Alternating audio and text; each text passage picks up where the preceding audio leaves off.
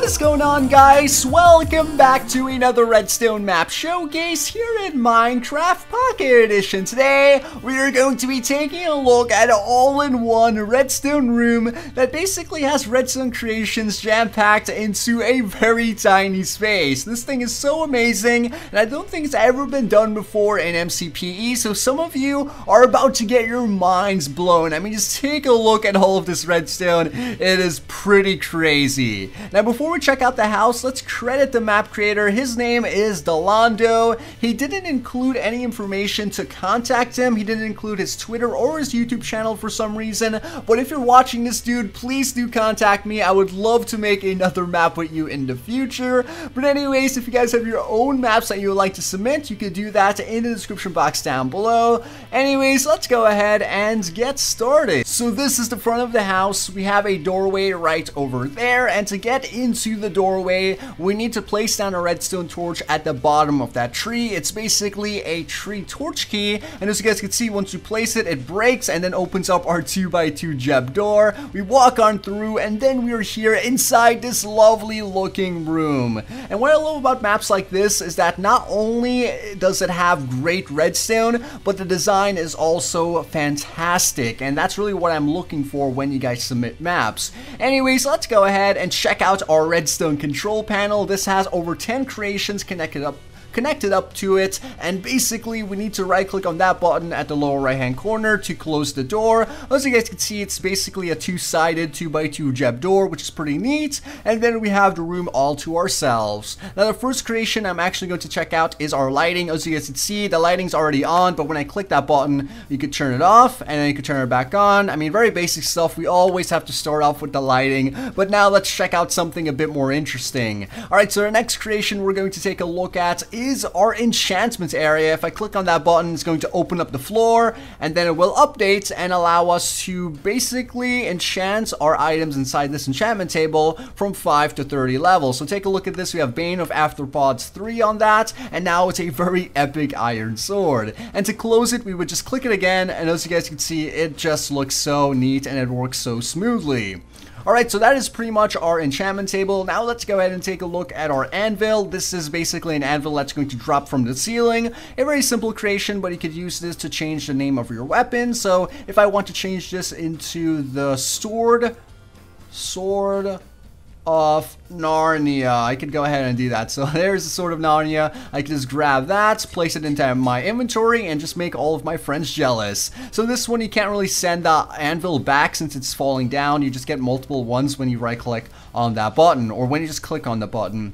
Alright, so now let's go ahead and check out another creation. This one is going to be our hidden nether portal. It's going to open up in this spot in the wall. As you guys can see, it's quite smooth and seamless yet again. And we can click on it for it to go away. So check this out, guys. It's going to close so quickly and so simply. Alright, so that was our nether portal. And if you guys haven't seen an all-in-one room, you should be blown away right now. Alright, so next up we have a brewing station. This is going to pop out of that area in the wall, as you guys can see, and this has the simplest brewing system ever. It's sort of faulty, but I think I sort of broke the map before I started, but either way, this is the system. And if you guys know what these items correspond to, like in regards to potions, you know exactly how to use it. So if you don't know, we have the sugar, which represents our speed potion, and our blaze powder, which represents our strength. I don't know what the other things do, but to select, say for instance, a strength potion, if you want, you would just point the arrow towards the blaze powder, and then you would grab yourselves some of our water bottles from that chest and then place those water bottles into our brewing stand. There's already water bottles in there, but then once you have that, you want to go ahead and hit this button, and then it should place an a nether wart into that brewing stand, which will create our awkward potions, and then we'll place down our blaze powder, which will create our potion of strength. So it's basically just going to do everything automatically for you.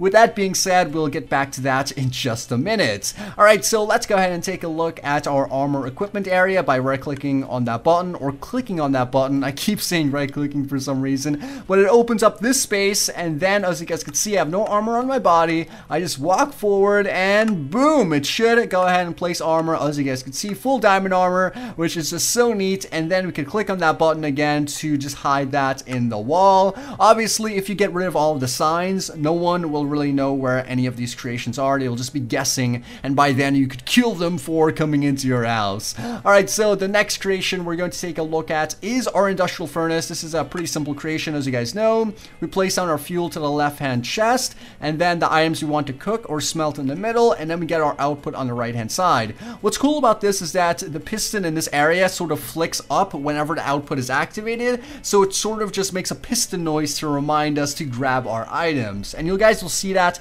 in just a minute. As you guys can see, it basically just did it. And what's cool about an industrial furnace, if you guys don't know, is that it's not a single furnace back there. It's usually a whole group of furnaces, and what happens is items get evenly dispensed into those furnaces, and it makes it cook the stack of items a lot quicker. Alright, with that being said, let's go ahead and take a look at another creation, and that piston is still dancing away. The next thing we're going to take a look at is our storage system. If we click on this button right over there, it's pretty much just going to open up this area, and this area includes a minecart chest system. You basically enter different items into different chests, and for some reason I destroyed it, but fear not, we have several different minecart chests in this one system. As you guys can see, let's click on that again. Come on, I know you can do it. Give me a minecart chest.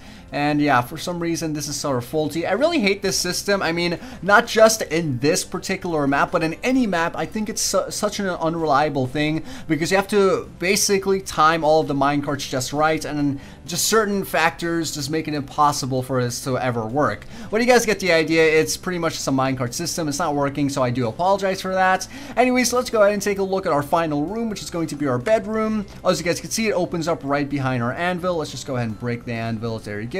It's a very small bedroom, but you can sleep in it, and you can just have it there in your house, of course, since every house needs one. So as you guys can see, it's pretty much just all of the redstone creations located in one room. What I'm going to do now is click on these buttons to close up most of the doors, and then we can take a look at our potion. So as you guys can see, those doors are now closing up. And then we could click on that button yet again to close that up. There you go. And then we could check out our output. And as you guys can see, we now have a potion of strength. Alright, so that is pretty much just going to wrap up today's video, guys. It was a really awesome map, and yet again, I hate when I, look at that. I'm not even touching the thing, and it's just dropping my freaking sword. That is so stupid. But anyways, guys, that is pretty much going to wrap up today's video. If you did enjoy it, please do take 1 second to crush that like button. Leave a comment down below and tell me what you thought of the map, as well as don't forget to thank the creator and subscribe to the channel to see more. Anyways, this was Twiistz, and I'll see you guys next time.